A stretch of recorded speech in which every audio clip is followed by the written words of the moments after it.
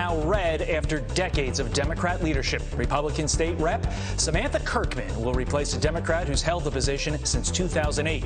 Kenosha, of course, gaining nationwide attention in the summer of 2020 during the explosive BLM riots and again during the Kyle Rittenhouse trial. A number of conservative-backed school board candidates also winning races across the Badger State. Two Waukesha school board members that won are going to join us next hour. Joe Rogan taking a dig at his daughter's old school in California. He says officials there pushed an anti-racist agenda on his then 9-year-old after the 2020 death of George Floyd. It's not enough to not be racist. You now must be anti-racist.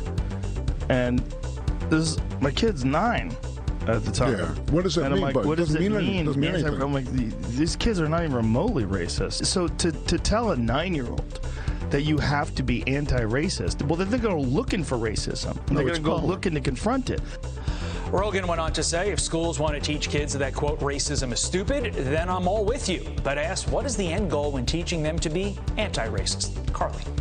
The fight for parents' rights has reached the Buckeye State as Ohio lawmakers have proposed their version of Florida's parental rights bill, which would limit the teaching of sexual orientation, gender identity, and divisive topics to children. With me now, the Ohio lawmakers that introduced the bill, State Representatives Jean Schmidt and Mike Loychek. Good morning to you both. Good morning. Good morning. Representative Schmidt, I'll start with you. Florida getting a lot of attention for their bill. Tell us about your version in Ohio and what it will do. This is actually a parental rights bill.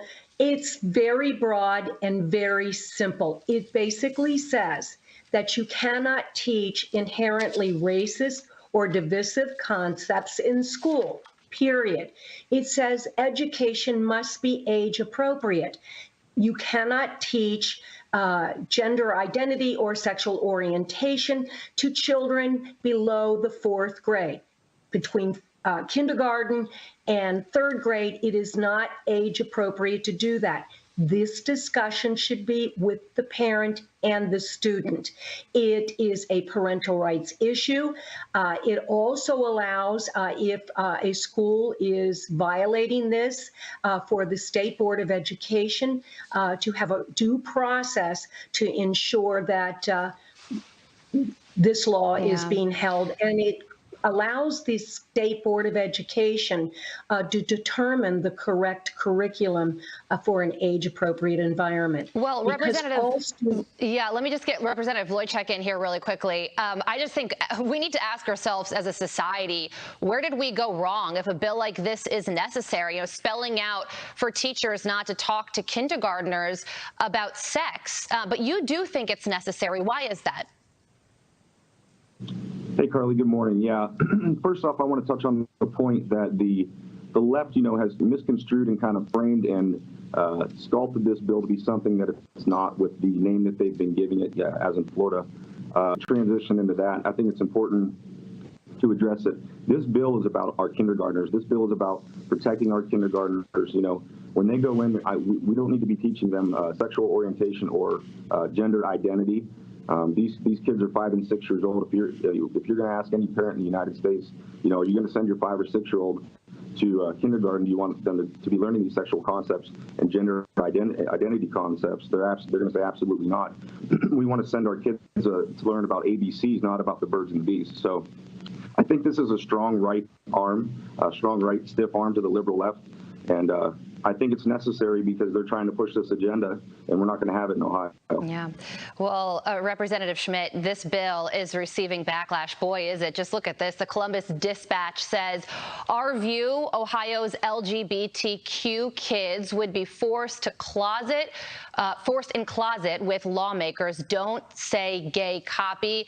Justin Bibb, the mayor of Cleveland, also speaking out on Twitter. The Don't Say Gay bill introduced by the Ohio State House yesterday is divisive copycat legislation and a discriminatory excuse to cut funding to our public education system. What's your reaction to all of this, and will it pass?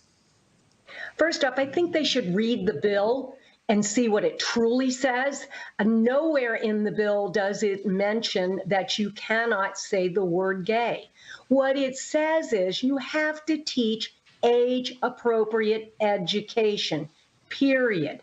And so sensitive concepts have to be taught at an appropriate age level.